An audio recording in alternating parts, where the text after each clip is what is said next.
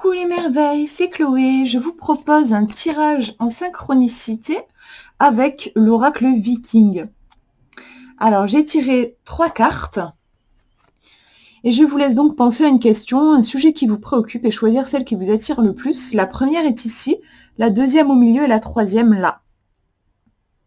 Vous pouvez faire une pause si ça peut vous permettre de mieux vous concentrer. Et on va regarder les cartes en question. Alors, première carte, je vous la montre. On est sur une carte de runes, parce que dans le jeu, il y a pas seulement des cartes de runes, ici c'est une carte de runes. Alors, je ne sais pas comment ça se prononce dans le livre, ils vont sûrement en parler. Bon, là, je vais dire Turizaz. On a ici sa représentation. Et on a je sais pas, j'imagine que c'est une déesse. Alors, je vais pas faire en intuitif, parce que je trouve que c'est pas un jeu j'arrive pas à exercer mon intuition, en fait, sur les illustrations. Je vais plutôt vous lire le livret. Donc c'est la numéro 3. Ne vous laissez pas entraîner dans des drames inutiles. Chaque histoire présente de nombreuses facettes, alors veillez à bien vous renseigner sur une situation avant de prendre une décision. L'ignorance n'est pas une excuse. Choisissez la sagesse et retirez l'ancienne épine de votre flanc. Optez pour le flot positif drainant enthousiasme, fécondité et passion, plutôt que pour l'agression, l'étroitesse d'esprit et la force brute. Alors voilà, ça se prononce Tourissaz. Je vais pas tout vous lire, sinon ça va être long. On nous dit que c'est une figure protectrice. Il est facile d'interpréter à tort le marteau comme une arme brutale et sans attrait. Dans le cas présent, il est utilisé pour pulvériser l'ignorance. Turizaz exige une certaine solidité, confirmant que nous possédons la sagesse et les outils nécessaires en notre fort intérieur et que nous n'avons pas toujours à porter notre regard vers l'extérieur pour obtenir une validation de nos choix. L'auto-sabotage et la procrastination chronique sont les défis pour beaucoup d'entre nous. Cette rune suggère que le courage peut être nécessaire pour vaincre notre hésitation et laisser place à une plus grande créativité ou prospérité. Il nous donne la confiance nécessaire pour nous frayer un chemin à travers ces formes de peur avec passion et joie. Donc, on a vraiment ce côté force par rapport à votre question. Je trouve qu'on vous dit plutôt de passer à l'action. On nous parle de auto-sabotage et procrastination. Au contraire, plutôt vous assumer, je pense. C'est le conseil. Ne vous laissez pas entraîner dans des drames inutiles. Je trouve ça intéressant. Voyez si par rapport à votre question, vous n'êtes pas en train de dramatiser, de prendre la vie un peu trop au sérieux. Vérifiez aussi que vous n'êtes pas en train d'accorder votre attention à quelque chose, en fait, qui ne vous nourrit pas, tout simplement. Quelque chose qui vous fait pas du bien. Accordez plutôt votre attention, mettez votre énergie dans des choses qui sont constructives, qui vous font du bien, qui vous attirent, et laissez les autres choses de côté. Ça peut aussi être ça, le message. Chaque histoire présente de nombreuses facettes, alors veillez à bien vous renseigner sur une situation. C'est vrai que voilà, il y a ce côté, peut-être prendre une certaine distance par rapport à votre question. On retrouve cette idée-là, je trouve. Optez pour le flot positif drainant enthousiasme, passion et fécondité. Vous voyez là, on est encore une fois sur l'idée, je trouve, de laisser de côté les choses qui nous pompent l'énergie et plutôt aller vers des choses, se connecter à votre enthousiasme en fait. On nous parle d'auto-sabotage, de procrastination.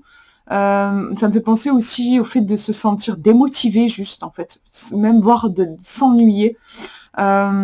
Pour être dans une énergie tout à fait différente. En fait, il s'agit plutôt de se connecter à sa passion, son enthousiasme, des choses qui vous font vibrer.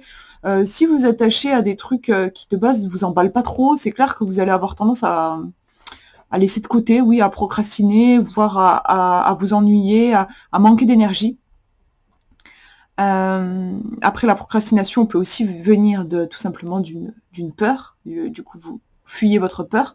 Dans ce cas-là, l'idée, en fait, c'est d'aller chercher le désir qui est caché derrière cette peur. On dit que derrière chaque peur, il y a un grand désir. Et du coup, c'est d'aller chercher ce désir-là et de vous accrocher à ce désir qui va vous donner des ailes. Pour moi, c'est un petit peu l'idée ici. Voilà pour ce premier tirage. Je vous montre le deuxième. Ah, on a le Ragnarok. Donc, on n'est pas sur une carte de runes ici. Je vous montre un peu mieux, voilà. Donc déjà, juste au niveau de l'illustration, c'est vrai qu'on a quand même vachement de... Il y a une puissance. Bon, en vrai, c'est le cas, je trouve, dans toutes les cartes liées aux Vikings. Hein. On a quelque chose de toujours de très très fort. Et en même temps, ici, on a un petit peu un côté chaos quand même, avec ce visage, on dirait qu'il est un petit peu en pierre, qui est en train de se détruire, et en même temps, ce regard qui reste fixe. On va regarder le livre. Donc c'est la numéro 33.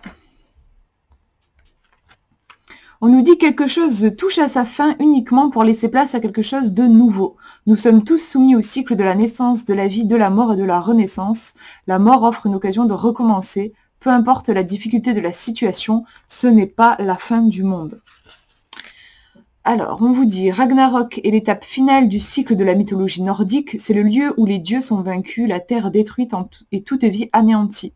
Le puissant loup Fenrir rompt ses liens et avale le soleil et la lune, alors que toutes les choses s'achèvent, elles sombrent dans les ténèbres et le vide. Les cycles des mythes nordiques centraux, la naissance, la vie, la mort, la renaissance, sont représentés dans de nombreuses histoires traditionnelles et dans la vie des peuples vikings. L'aube et le crépuscule, la lumière et l'obscurité, les phases de la lune et la nouvelle lune, le cycle des plantes, la naissance et la mort des peuples même se révèlent jour après jour. Dans les mythes, les batailles entre tous ces extrêmes se révèlent jusqu'à l'avènement de Ragnarok, achèvement de toute chose. On a vraiment, oui, ces opposés qui se confrontent. On ne doit pas considérer ce dernier à travers le filtre du scénario de la fin des temps évoqué par le christianisme, ni comme une punition ou une finalité conduisant à la disparition du monde. Il reflète réellement les cycles de la nature et illustre l'idée que tout suit son cours, se transforme et se réforme. Somme toute, le mythe nous indique qu'après Ragnarok, les dieux réapparaissent, la lumière revient et le cycle recommence. Donc personnellement, j'ai absolument aucune connaissance de l'histoire viking et de leurs légendes, leurs croyances. Mais du coup, ce que je comprends dans ce qu'ils nous disent là, c'est que ce n'est pas une fin. Il y a quelque chose, en fait, par rapport à votre question, il y a comme un cycle qui se termine, oui, mais bien sûr, ça veut dire qu'il y en a un nouveau qui va recommencer. En tout cas, par rapport à votre question, il s'agit peut-être de ne pas se précipiter. Peut-être qu'il y a des choses à laisser partir à la fin d'un cycle. En fait, ben oui, il y a des choses qui ne sont plus utiles. Donc, des choses à laisser de côté pour laisser venir en fait les nouvelles choses qui vont nous être utiles pour le nouveau cycle. Moi, ça me fait vraiment penser à ça. Vous voyez, quelque chose touche à sa fin uniquement pour laisser place à quelque chose de nouveau.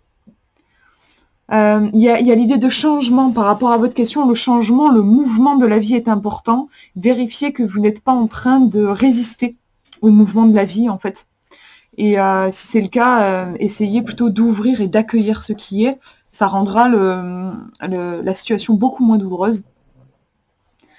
La mort offre une occasion de recommencer. Ça me fait penser à une citation qui dit quand une porte se ferme, on a tendance à rester bloqué devant et on voit pas en fait la porte qui vient de s'ouvrir juste à côté.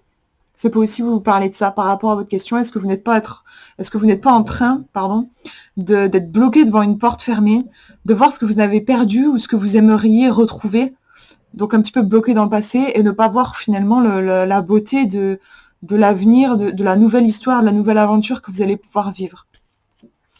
Voilà pour ce tirage, on regarde le dernier. Donc là, on a une rune que j'aime beaucoup. Et par contre, je ne sais pas comment elle se prononce, on va regarder dans le livret. C'est une rune liée à l'eau, si je ne me trompe pas. De toute façon, on le voit même dans la façon dont elle est représentée. On va regarder. C'est la numéro 21. Alors, on vous dit, n'insistez pas. N'imposez pas votre point de vue. Il existe un temps et un lieu pour tout. Laissez les choses venir à vous maintenant. Reprenez des forces grâce à un rythme plus lent. Autorisez-vous à rêver. Utilisez votre imagination plus pleinement. Alors, je ne vais pas tout vous lire. Je vais faire une petite sélection dans les infos. On vous dit que l'eau est un élément qui est très important dans le monde nordique.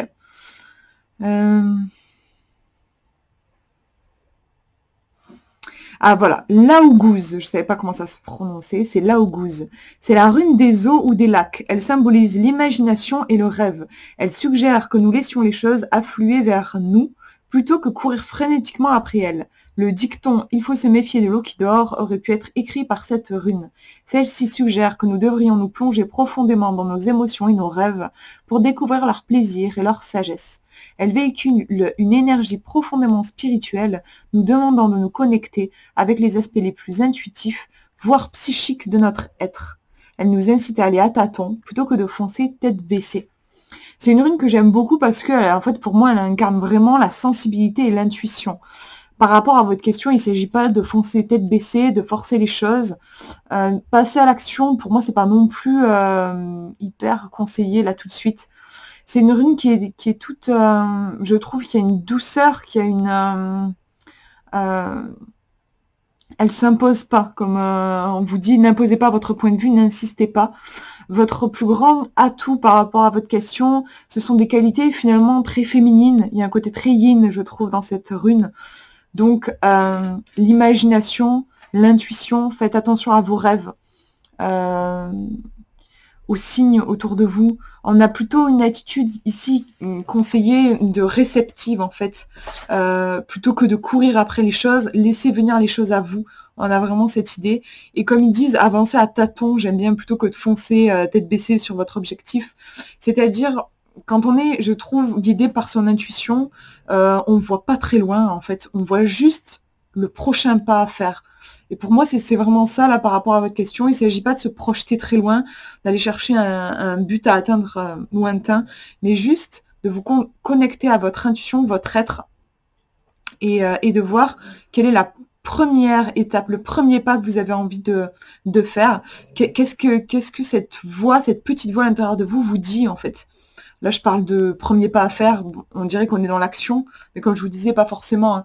Ça peut être, je sais pas, quel est le premier truc que vous ressentez, premier truc qui vous vient.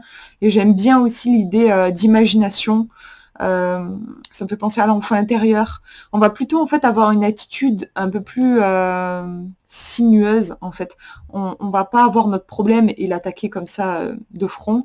On va plutôt emprunter des chemins peut-être plus doux, plus calmes, mais plus sûrs finalement, qui vont vraiment réussir à nous apporter la solution à notre question. Donc pour vous là, je dirais incarner vraiment ce côté féminin, ce côté yin, et ne vous jetez pas voilà, à corps perdu dans un truc, mais plutôt il y a un côté aussi sagesse en fait. Ça peut faire penser finalement dans un certain sens aussi à la carte de l'ermite. En fait, pour moi, c'est un petit mélange entre la carte de l'ermite et de la lune dans le tarot. La lune qui évoque tout ce qui est intuition, justement les rêves. Et il y a beaucoup de sensibilité aussi, je trouve. Contactez votre sensibilité, soyez doux envers vous-même. Moi, je vois vraiment ça. Voilà pour ce tirage. N'hésitez pas à me dire en commentaire si ça vous a parlé. Moi, je vous fais de gros bisous. Prenez bien soin de vous.